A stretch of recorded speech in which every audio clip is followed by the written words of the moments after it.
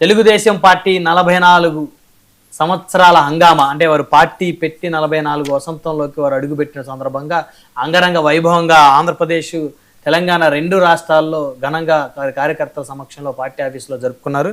So మొత్తానికి చంద్రబాబు గారు కూడా మంచి భరోసా ఇచ్చారు. కొత్తగా పెరగనున్న అసెంబ్లీ పార్లమెంట్ స్థానాలకు సంబంధించి కార్యకర్తలకు అవకాశం ఇస్తాను, కార్యకర్తలను పక్కన పెట్టిన నాయకులను మేము పక్కన పెడతామని నిన్న వాళ్ళు ఒక మెసేజ్ పాస్ చేశారు సార్. బాగా చెప్పారు. నిన్న 44 ఏళ్ళు ఉండడము, 4వ సారి ముఖ్యమంత్రిగా ఉండడము, ఏ పార్టీగా 4 సార్లు అధికారంలోకి వచ్చారు కదా, అంతవరకు ఇన్ని రోజులు ఉన్నామా అవన్నీ కూడా చెప్పారు. కార్యకర్తల వల్లే ఉన్నాము, కేసులు పెట్టినా ఇవి చేసినా మీరంతా ఎదుర్కొన్నారు, అలాగే కార్యకర్తలను పట్టించుకొని నాయకులకు అవకాశమే లేదు, టికెట్ ఇవ్వము, ఇలాంటి ప్రకటనలు చేశారు. ఇదంతా బాగానే ఉంది. కానీ అతి కీలకమైన వ్యాఖ్యలు ఎక్కడున్నాయంటే, అంతకు ముందు రోజే శాసనసభ ప్రత్యేక సమావేశం జరిగింది కాబట్టి చాలా విషయాలు అక్కడ వచ్చాయి. దానివల్ల దీని ఫోకస్ నిజానికి ఫోకస్ అక్కడ పోయింది. అది అయిన తర్వాత అక్కడ పవన్ కళ్యాణ్ మాట్లాడుతూ ఉప ముఖ్యమంత్రి ఆయన అందుకనే జగన్ ఎదుర్కోవాలి, రాకుండా చేయాలంటే 15 ఏళ్ల పాటు కూటమి కొనసాగాల్సి ఉంటుందని ఆయన బలగుద్ది మళ్ళీ చెప్పారు. సో ఈ 15 ఏళ్ళు అంటుంటే జన సైనికులకు ఉండే సందేహాలు అవి అట్లాగే ఉన్నాయి. ఆ తర్వాత ఈ 44 ఏళ్ల వార్షికోత్సవ సభలో మాట్లాడుతూ చంద్రబాబు నాయుడు చాలా పెద్ద కామెంట్ చేశారు. ఏమని, తెలుగుదేశం చరిత్రలో ఎప్పుడూ లేనంతగా 94% సక్సెస్ రేట్తో మనం వచ్చామంటే దీనికి జనసేనతో పొత్తు పెట్టుకోవడమే కారణం. అవును, ఆ పొత్తు కూడా ఆ కూటమికి మొదట పునాది రాయి వేసిన వ్యక్తి పవన్ కళ్యాణ్. అవును, అంటే ఇప్పుడు 44 ఏళ్ల తర్వాత తెలుగుదేశం భవిష్యత్తు పవన్ కళ్యాణ్తో పొత్తు మీద ఆధారపడి ఉంది. అవును, అది క్లియర్ గా అనేది చాలా సూటిగా ఇంకా ఆయన చెప్పేస్తూ ఉన్నారు. అంటే లోకేష్ ఇప్పుడు బొమ్మలు చూస్తేనేమో ఎన్టీఆర్, చంద్రబాబు నాయుడు, లోకేష్ బొమ్మలు చాలా క్లియర్గా వారసత్వం ఇది అయింది అని చెప్పేది అదే ఆ బొమ్మలు వాళ్ళు వేశారు.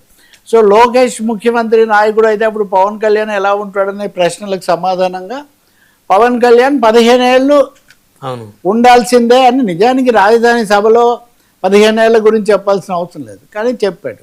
జనసేన ఆవిర్భావ సభకు లోకేష్ మెసేజ్ పెట్టాడు. ఇప్పుడు మళ్ళీ వీళ్ళ 44 దీనికి పవన్ కళ్యాణ్ మెసేజ్ పెడుతూ చంద్రబాబు అనుభవజ్ఞుడైన నాయకత్వం ఇదంతా ఉంది, అందుకే మేము బలపరుస్తాం, కూటమి కొనసాగాలి అని చెప్పారు.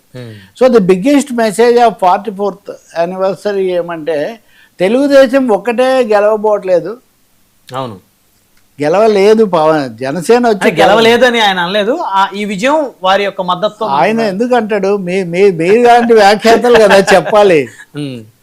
తెలుగుదేశం చరిత్రలో లేనంత రికార్డు స్థాయి విజయం రావడానికి కారణం కూటమిగా ఏర్పడటం. అవును, అంటే ఎప్పుడు తెలుగుదేశం మీద ఒక విమర్శ ఉంది కదా, మొదటిసారి తప్ప ఇంకెప్పుడు వాళ్ళు ఒంటరిగా గెలవలేదు.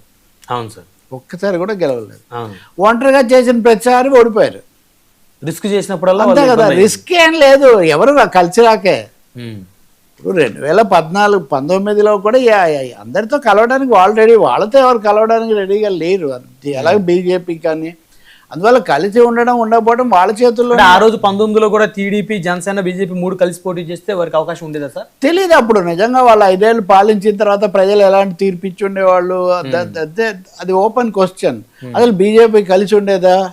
ఎందుకంటే వీళ్ళ విమర్శలన్నీ బీజేపీ మీదే కదా అప్పుడు. అవును, అలాగే ఇప్పుడు మోదీ కూడా, అమిత్ షా కూడా ఏటీఎం ఇవన్నీ అన్నారు కదా. బాలకృష్ణ గారు కూడా ఇప్పుడు అప్పుడు పోలవరం ఏటీఎం అంటే ఇప్పుడు కొంతమంది అమరావతి ఏటీఎం అని కొంతమంది హెడ్డింగ్లు పెడుతున్నారు. నేను అలా ఏమీ అనను, అమరావతి రాజధాని ఒకటి కావాలి, అంతవరకు నిజమే. కానీ బట్ పవన్ కళ్యాణ్, జనసేన కూటమి కొనసాగాలి అని 2 పార్టీలు నొక్కి చెప్తూ ఉన్నాయి.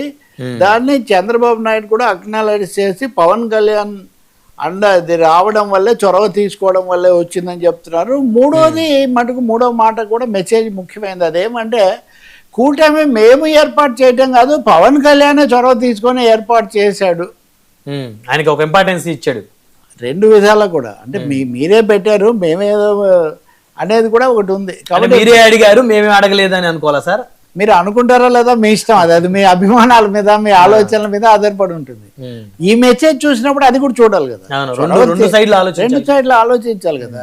అంటే ఇద్దరు కూడా కోరుకుంటున్నారు, ఒకరినొకరు కోరుకుంటున్నారు అనేది అయితే ఒకటి అర్థమవుతుంది.